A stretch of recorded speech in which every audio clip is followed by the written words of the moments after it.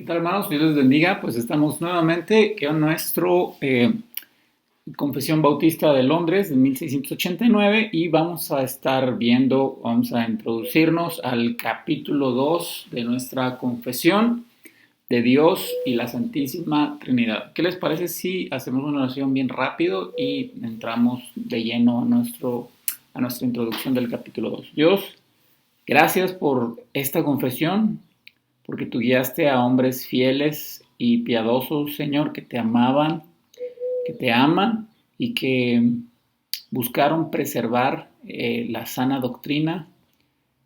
Señor, gracias por esta herencia que podemos encontrar en nuestros hermanos en el pasado. Te pedimos que nos ayudes a estudiarla con temor, con reverencia y también, Señor, siempre con sumisión a tu palabra. En el nombre de Cristo Jesús oramos. Amén. Muy bien. La semana pasada, fíjense que me hicieron una pregunta muy interesante y creo que es importante mencionarla porque nos ayuda a ubicar un poquito el contexto histórico de la Iglesia durante el tiempo de la Reforma y, bueno, la post-Reforma, que es el tiempo en que nuestra confesión fue escrita. Me comentaron que si Martín Lutero al final no se había arrepentido o no se había hecho cristiano porque él no quiso dejar la Iglesia Católica. Y bueno, hay que entender un poquito este contexto. Evidentemente, los reformadores no querían abandonar la Iglesia Católica, querían reformarla, querían recuperarla a su, por así decirlo, a su estado natural, su estado original. Hermanos, cuando Jesús asciende y envía a los discípulos y después los discípulos tienen otros discípulos que dijimos son llamados los padres de la iglesia, y después de 500 años más o menos comienza la época medieval y después otros 500 años viene la Reforma y así sucesivamente vamos viendo las etapas de la historia de la iglesia. Solemos pensar, y creo que sí lo mencioné anteriormente, que la iglesia primitiva desapareció con los apóstoles, ¿sí? Que al morir los apóstoles se perdió el evangelio y entonces la iglesia católica romana tomó el control y, bueno, sacó todas sus herejías y se perdió toda la herencia bíblica y se recuperó hasta la Reforma. Y eso es un gran error, ¿no? Eso es un gran error porque, si bien, en primer lugar, debemos entender que católico quiere decir universal. Así que la Iglesia Católica es la Iglesia universal. Actualmente se le dice Iglesia invisible para hacer una distinción de ese término que la Iglesia Católica Romana pues se apropió de él. Pero realmente el término en su sentido original es la Iglesia invisible. La iglesia a la que todos conformamos en todo el mundo. No se trata de un edificio, sino de todos aquellos que son discípulos de Jesús, conforman esta iglesia católica, esta iglesia universal. Ese era el uso original de la palabra, pero otra vez, la iglesia católica romana se apropió de ello y podemos verlo, por ejemplo, ahora con los mormones, ¿no? Ellos dicen que son los testigos, los santos de los últimos días. Entonces, ¿cuáles son los últimos días? Desde que Jesús ascendió. Así que nosotros somos los santos de los últimos días, los que estamos en Cristo y que hemos sido santificados en Él.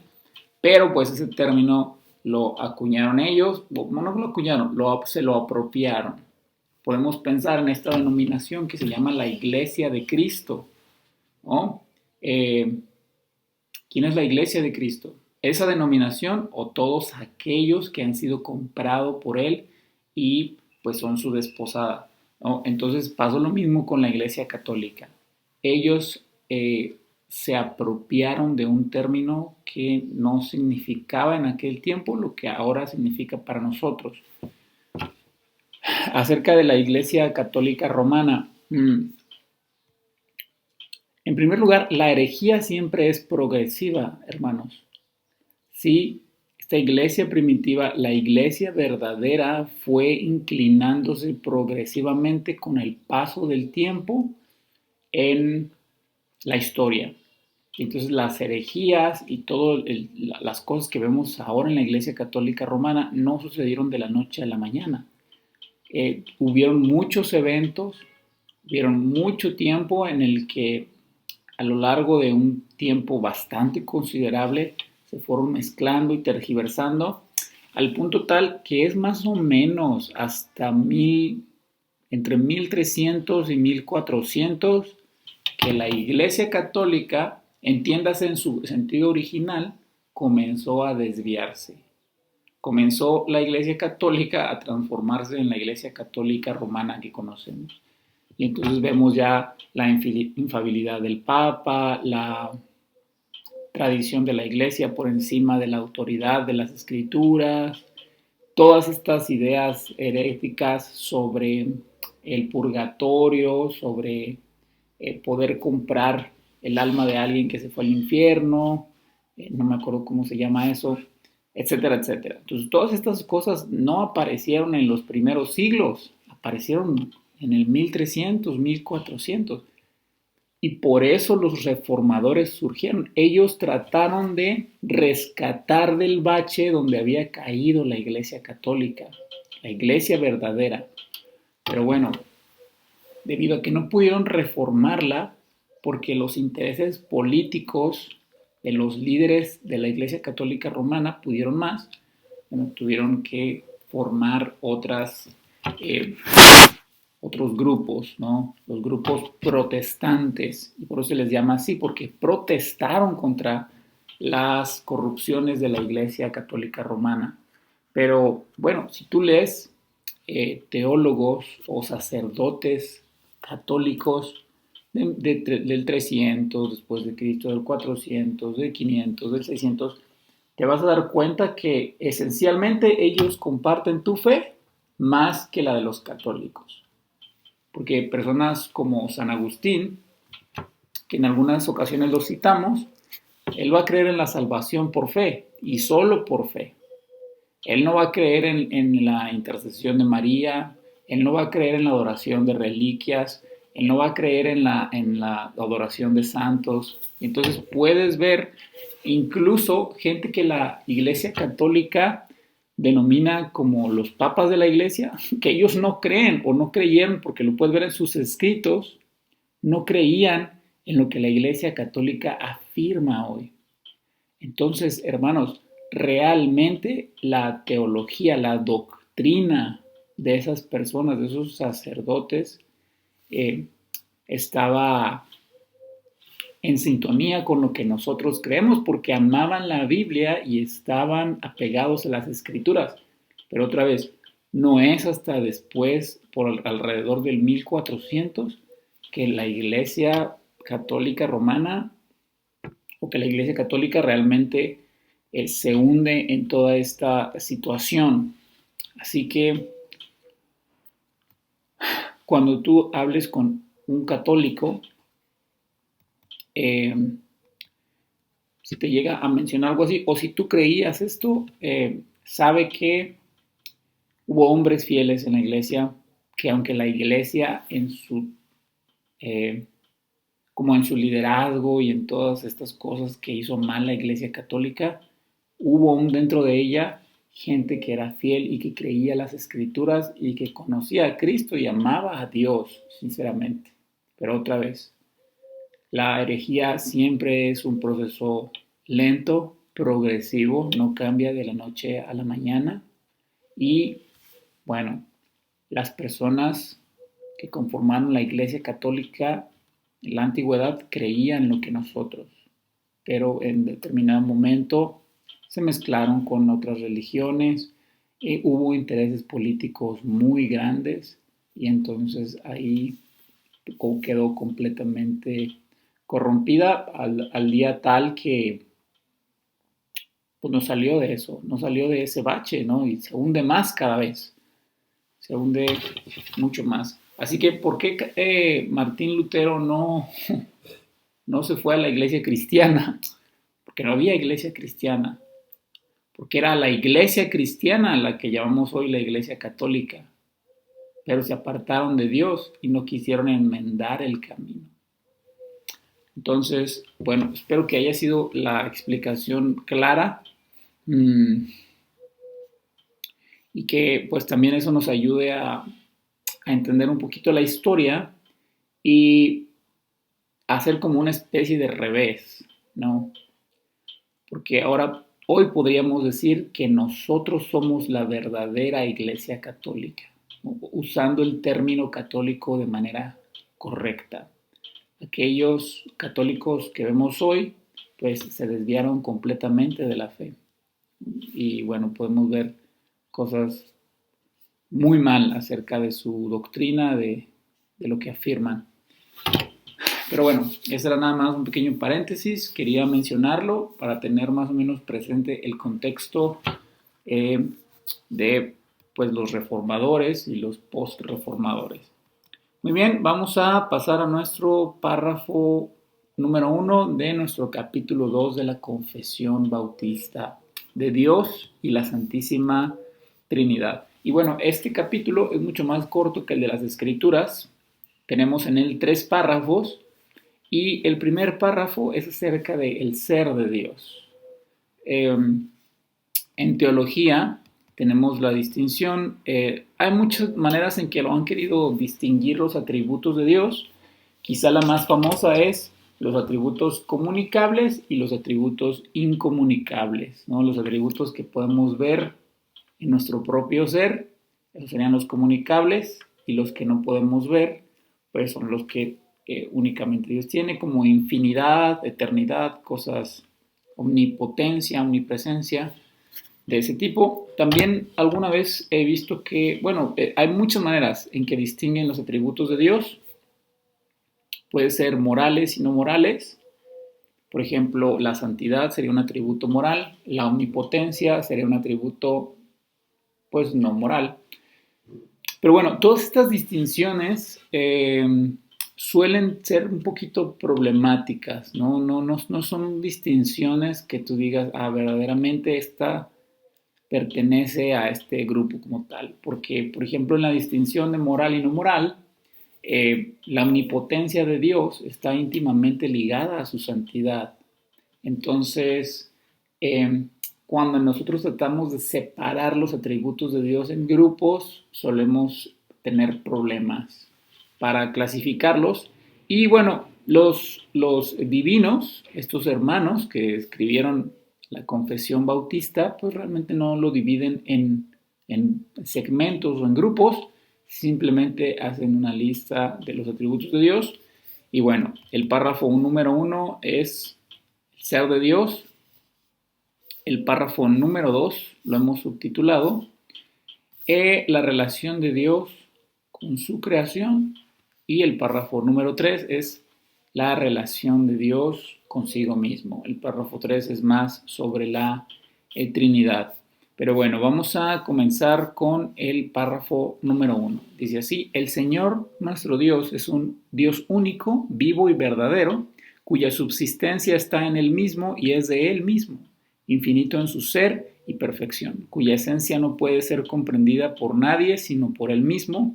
Es espíritu purísimo, invisible, sin cuerpo, miembros o pasiones, el único que tiene inmortalidad y que habita en luz inaccesible. Es inmutable, inmenso, eterno, inescrutable, todopoderoso, infinito en todos los sentidos, santísimo, sapientísimo, libérrimo, absoluto, que hace todas las cosas según el consejo de su inmutable y justísima voluntad, para su propia gloria. Es amantísimo, benigno, misericordioso, longánimo, abundante en bondad y verdad, perdonando la iniquidad, la transgresión y el pecado, galardonador de los que le buscan con diligencia y sobre todo justísimo y terrible en sus juicios, que odia todo pecado y que de ninguna manera dará por inocente al culpable. ¿Saben? Cuando se redactaron las confesiones de fe, y en algunas se empieza con el ser de Dios, y si te fijaste la nuestra comenzaron con las escrituras. Y bueno, cuando hablamos del ser de Dios, el término formal es teología propia. Teología es una palabra que viene del griego, yo creo que ya se las han explicado antes, es teos, Dios, logos, ciencia o tratado. Entonces es el estudio de Dios, eso significa teología. Pero la teología se divide en muchas ramas. Tenemos neumatología, soteriología, escatología, eclesiología, etcétera, etcétera. Entonces, cuando se habla específicamente del ser de Dios, es teología propia. Así que nuestro capítulo 2 es teología propia, pero las personas nuestros hermanos que redactaron esta confesión bautista, decidieron comenzar por las escrituras y bueno, evidentemente tiene un orden lógico, porque toda la teología propia que ellos redactan en la confesión deriva de dónde? Pues de las escrituras. ¿Sí? Ellos han dicho que nuestra final autoridad es Dios, es las escrituras, ¿verdad? Entonces, como todo conocimiento y obediencia y fe salvadora deriva solo de las escrituras, entonces, por lo tanto, nuestro conocimiento de Dios debe de ser exclusivamente sacado de las escrituras. ¿Por qué? Porque es nuestra autoridad final. Entonces ellos acertadamente, primeramente establecieron lo que es la Biblia. Y bueno, hermanos, entonces, por consecuencia, todo lo que hablemos de Dios deriva de las escrituras.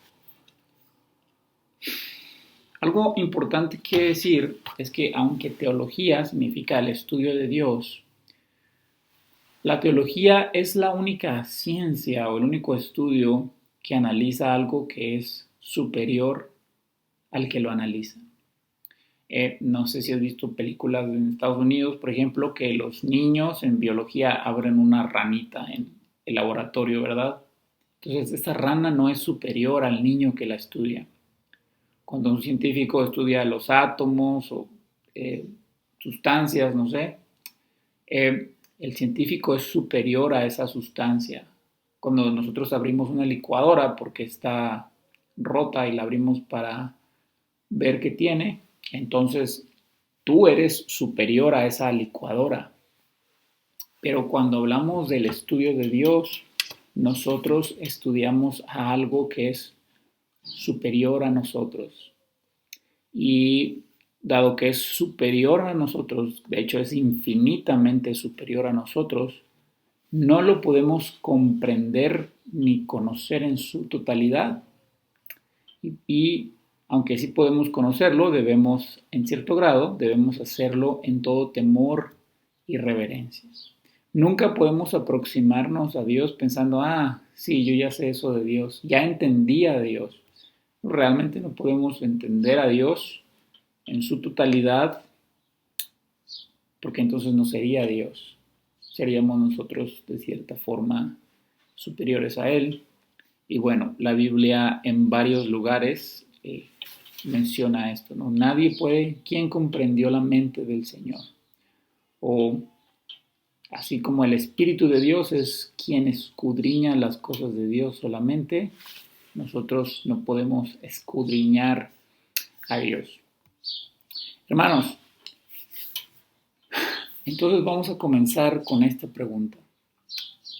Dado que Dios es infinito y es todopoderoso y es abismalmente superior a nosotros, ¿podemos nosotros conocer a Dios?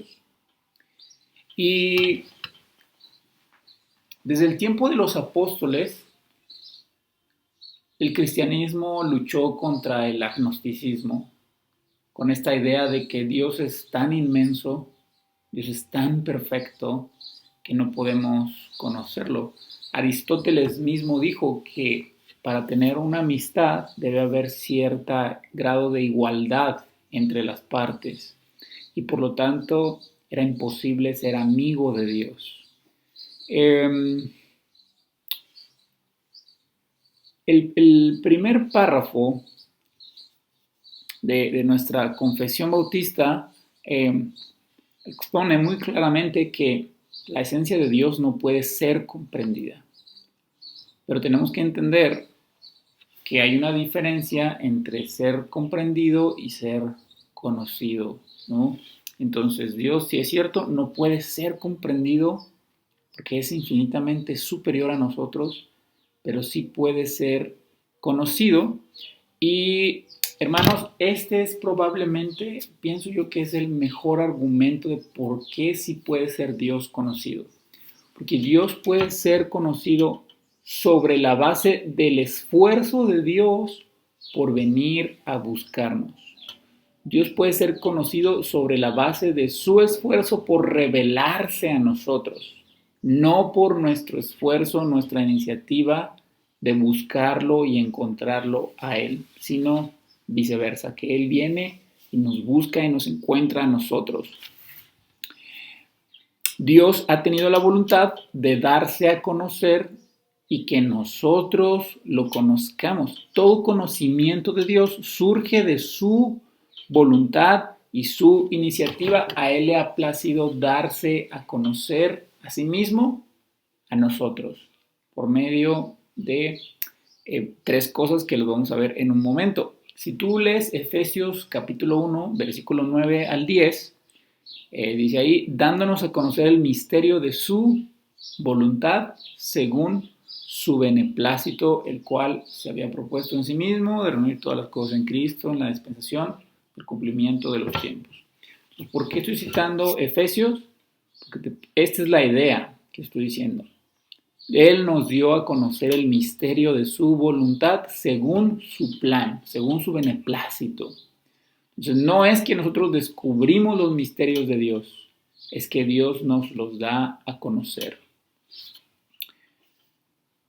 Martín Lutero dijo esto que es muy interesante, fíjate, Dios se rebaja hasta el nivel de nuestra débil comprensión y se nos presenta en una simplicidad adaptada a un niño para que en alguna medida pueda ser conocido por nosotros. Entonces, nuevamente, ¿no? ¿Por qué conocemos a Dios? Porque Él se comunica con nosotros. ¿Cómo se ha rebajado hasta nuestro nivel? Bueno, creando un mundo, un universo, y ya hablamos de eso el capítulo pasado, que da testimonio de Él. Una revelación general que da testimonio de Él y que deja sin excusa al ser humano. Los cielos cuentan su gloria. También nos ha dado su revelación especial, que el carácter comunicador o revelador es todavía más fuerte, más directo que el de la revelación general. Y finalmente, hermanos, ha escrito su ley en nuestros corazones. Y bueno, como ya hablamos de los primeros dos, vamos a hablar de este tercer elemento. Dios ha escrito su ley en nuestros corazones. Nosotros, hermanos, afirmamos que Dios tiene su creación, bueno, específicamente a los humanos, hechos a su imagen. Y por lo tanto, y bueno, esto lo podemos ver en Génesis, luego, ¿no? En el versículo 26 del capítulo 1, y porque Dios creó a los seres humanos a su imagen, automáticamente ellos tienen una noción del Dios que fue como quien dice, el patrón de su creación.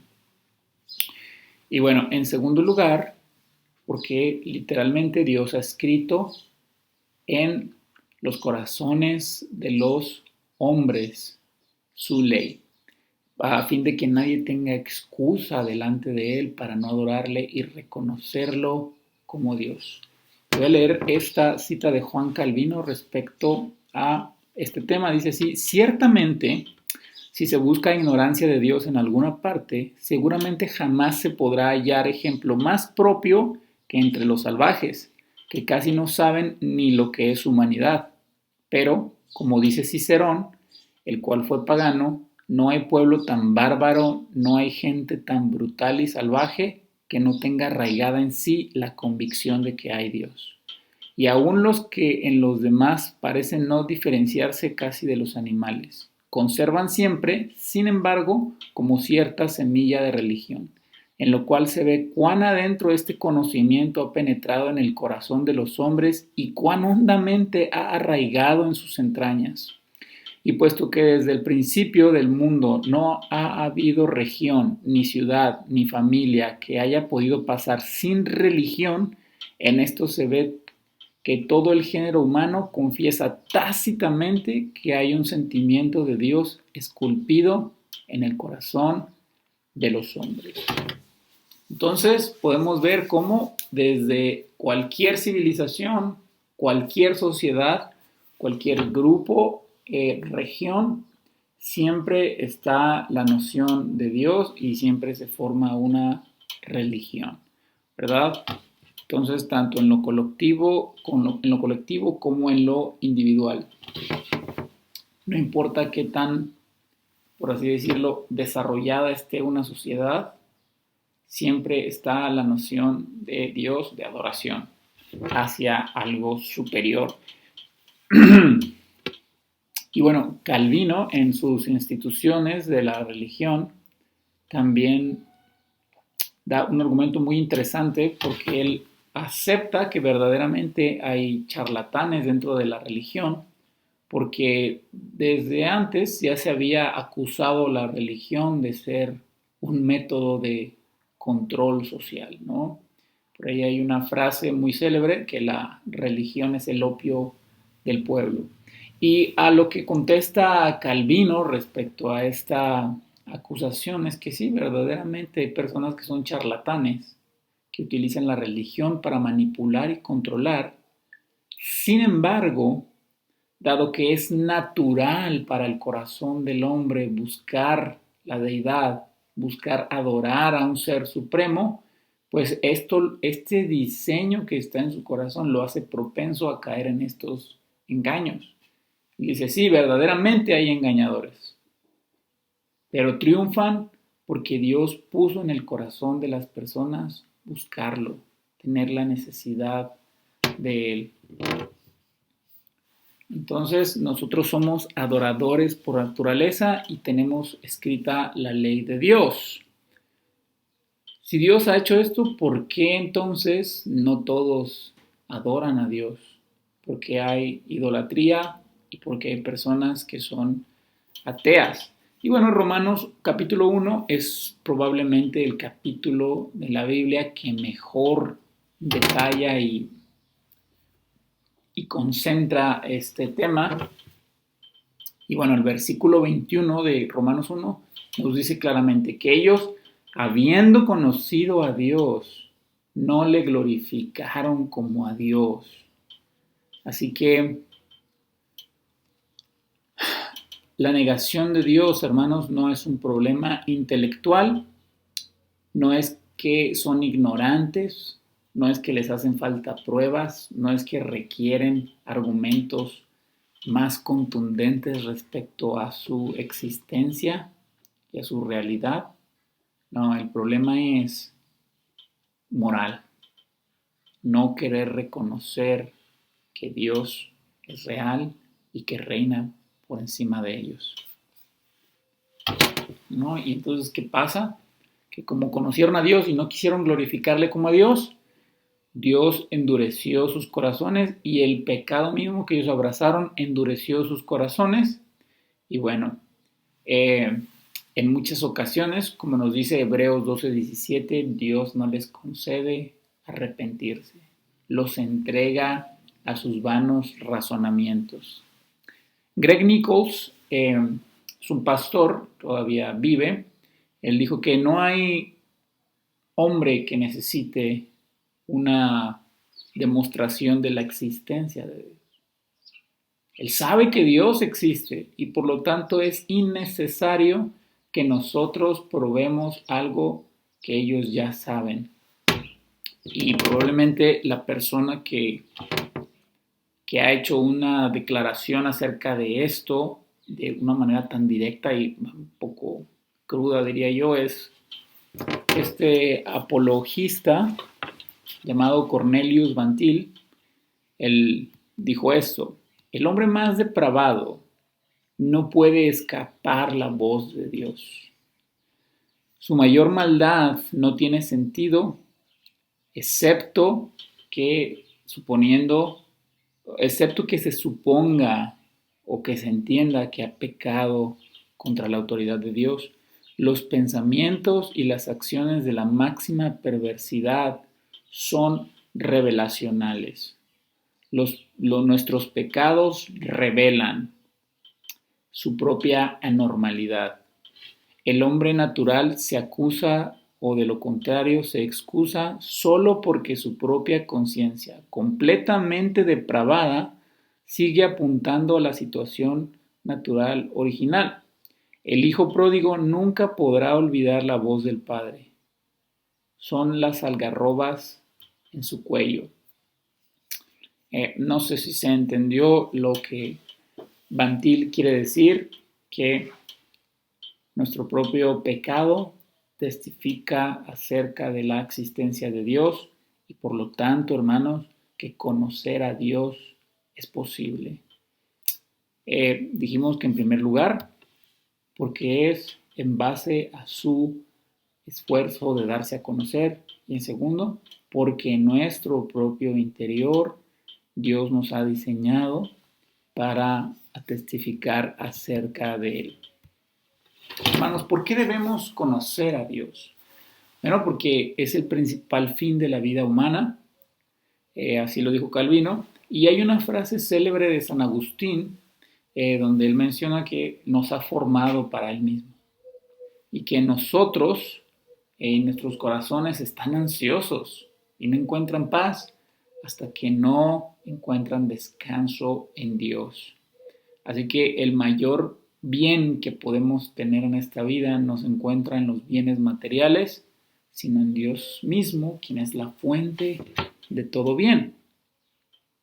Y por eso nos dice Jeremías 10, del 23 al 24, así dijo Jehová: no se alabe el sabio en su sabiduría, ni en su valentía se alabe el valiente, ni el rico se alabe en sus riquezas, mas alábese en esto el que se hubiese de alabar, en entenderme y conocerme, que yo soy Jehová, que hago misericordia, juicio y justicia en la tierra, porque estas cosas quiero, dice Jehová.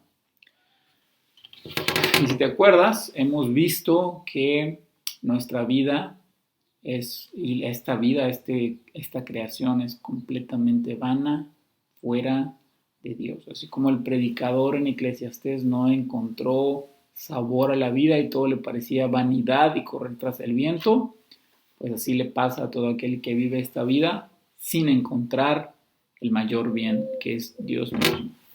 Y bueno, también debemos conocer a Dios porque es la manera en la que nosotros somos salvos. La salvación es relacional. Todos tienen una relación con Dios, ya sea de amistad o de enemistad, y entonces la salvación es pasar de ese estado de enemistad a un estado de aceptación y adopción en Cristo a la familia de Dios.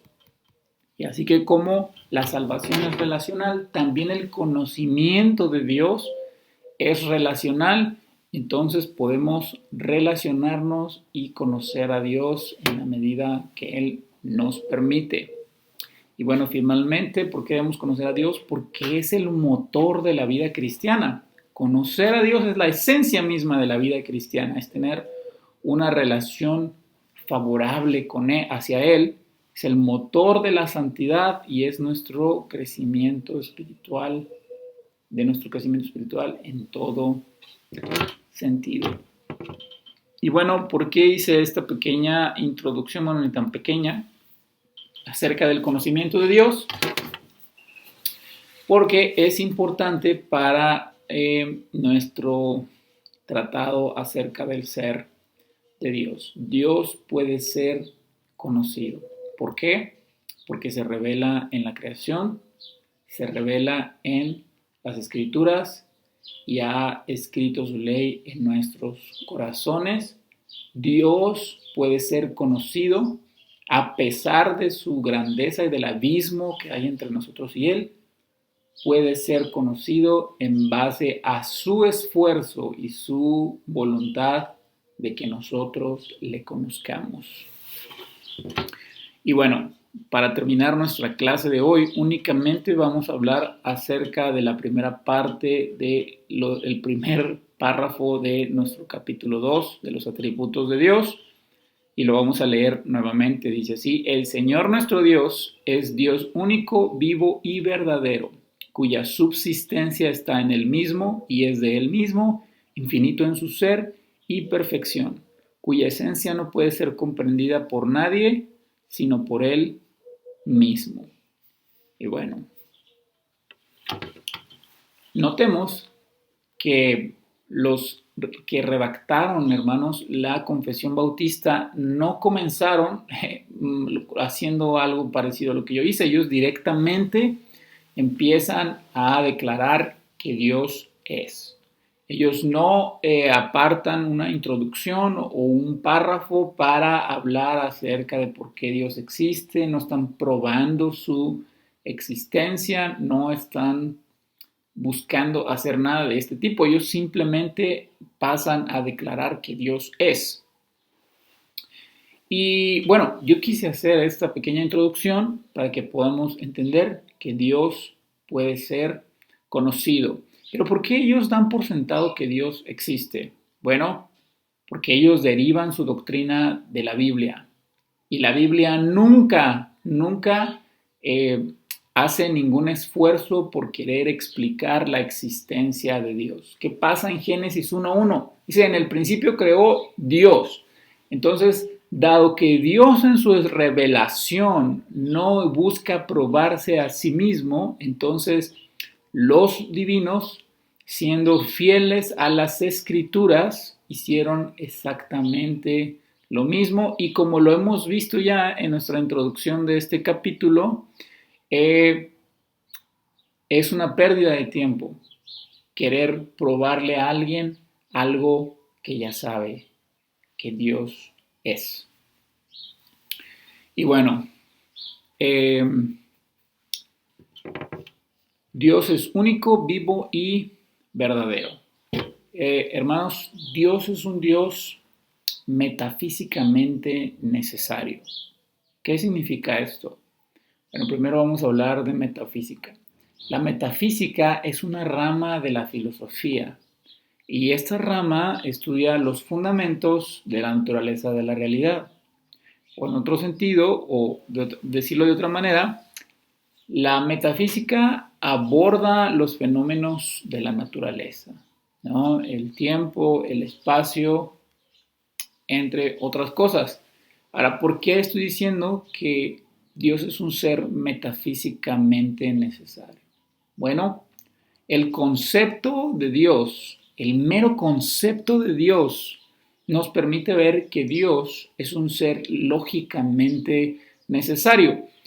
Dios, hermanos, es el ser mayor. Dios es el ser más grande posible. O sea, no puede haber un Dios más grande que Dios o un ser más grande que Dios. Entonces ese sería Dios. No hay nada más grande que Dios, no porque no exista, sino porque no puede existir. Dios es infinito en todas sus perfecciones, así que no hay posibilidad de que haya algo más perfecto y más grande que Dios, y Dios es infinito. No sé si se entiende esta idea, espero que sí. Y es una gran diferencia de las deidades paganas, ¿no? Tú puedes ver, si has leído algo acerca de, por ejemplo, de las damas de los dioses griegos, cómo caían en corrupción moral, física, eran castigados, cambiaban, tenían un padre y una madre, o sea, tenían un origen, y también muchos de ellos tenían un final. Esta concepción de la deidad es muy diferente a la concepción del Dios verdadero de las Escrituras, que es un Dios necesario. No hay nadie que pueda ser más que Dios, o mejor que Dios, más grande que Dios. Y por lo tanto, Dios es metafísicamente necesario. Ahora, la realidad que nosotros conocemos deriva de este Dios de las Escrituras. Cuando así decimos que Dios es el único Dios vivo y verdadero, después ellos dicen cuya subsistencia está en Él mismo y es de Él mismo y es infinito en su ser y perfección. En metafísica, en esta rama de la filosofía que estudia la realidad, hay objetos o seres que son necesarios y hay objetos que son contingentes. Entonces, la gran diferencia es que los objetos contingentes tienen una causa y Dios no tiene una causa. No hay una razón por la que Dios exista que no sea porque Él es necesario. Nosotros existimos por una razón. Dios nos originó. A Dios nadie lo originó. Dios no depende de nadie para existir y no dependió de nadie para existir. De hecho, hermanos, Dios tiene que ser único, vivo, verdadero, autosubsistente y necesariamente infinito en sus perfecciones para ser Dios. Por ejemplo, ¿dónde estaba Dios antes de que este mundo existiera? Bueno, Él ya era Dios. Él existía más allá de nuestra realidad, de nuestra comprensión de la existencia. Dios es realidad pura, por eso Él es inmutable. Nosotros existimos, pero estamos sujetos a cambios. Morimos, envejecemos, nos lastimamos, nos enfermamos, pero Dios no. Nosotros somos contingentes porque necesitamos el espacio para existir, necesitamos tiempo y bueno, otro tipo de cosas como oxígeno, comida, etc. Dios no necesita nada de estas cosas. Dios creó el espacio. Por eso Dios es infinito, porque no requiere de espacio para existir. Por eso Dios es eterno, porque Él creó el tiempo. Y antes de que Él creara el tiempo, Él ya era. Así que, por lo tanto, tenemos a un Dios que es necesario. Y por eso nosotros debemos sentar las bases de la necesidad lógica de Dios para poder tener una noción, una mejor noción de sus atributos. Y bueno, dado que Dios es necesario, pues tendría que subsistir en él mismo, porque nadie creó a Dios, Dios no depende de nadie para ser, y pues de otra manera él sería contingente, ¿no? Alguien le hubiera dado origen a Dios, alguien sería la causa de que Dios exista, pero no es así. Dios, por el contrario, es la causa de todas las cosas. Quizá nosotros no tenemos que usar estos conceptos de necesario y contingente y explicar sobre la metafísica, ni de hecho lo que yo estoy diciendo es como muy simple, porque realmente ese tipo de conversaciones no las vamos a tener con personas, pero sí es importante que tengamos una noción de esto, hermanos, porque algunas personas te van a preguntar, bueno, ¿y quién creó a Dios? ¿O dónde estaba Dios antes de que el universo existiera si Él lo creó? Y bueno, podemos ver cómo la Biblia nos contesta eso. Nadie creó a Dios. Es imposible que alguien creara a Dios porque entonces Dios no sería Dios. Dios es el ser más grande y perfecto que es posible concebir. No hay alguien más grande que Dios ni en nuestra imaginación. Es imposible pensar en alguien mejor que Dios. A Dios no lo creó nadie, por eso Dios es Dios. Y bueno, como lo hemos mencionado otras veces, Dios es quien pone las precondiciones para que este mundo exista. Si Dios no existiera, Es más, si no fuera posible la existencia de un ser como Dios, tampoco sería posible la existencia de este mundo, ¿no? Y lo decíamos hace unos días en nuestro estudio de Eclesiastes. A veces se piensa que todo este universo se originó de una explosión de una estrella o algo así. Hermanos, el polvo, no importa que sea polvo en la luna o polvo en otra parte del universo, el polvo no da lugar a leyes morales, a leyes de la lógica, de las matemáticas, de la física, etcétera, etcétera. Las cosas inmateriales no dan lugar a las cosas inmateriales como el razonamiento. Por lo tanto, cuando alguien te pregunte, pruébame que Dios existe, bueno, ese raciocinio o ese razonamiento de querer demandar prueba de Dios es una prueba de que Dios existe. Porque la racionalidad no surgió de la nada, no surgió del azar. Dios creó la racionalidad porque Él es un ser racional. Terminar esta tarde aquí y vamos a dejar nada más claro la necesidad de Dios y bueno, en la próxima semana estaremos entrando ya a sus atributos. Entonces nos vemos la próxima semana.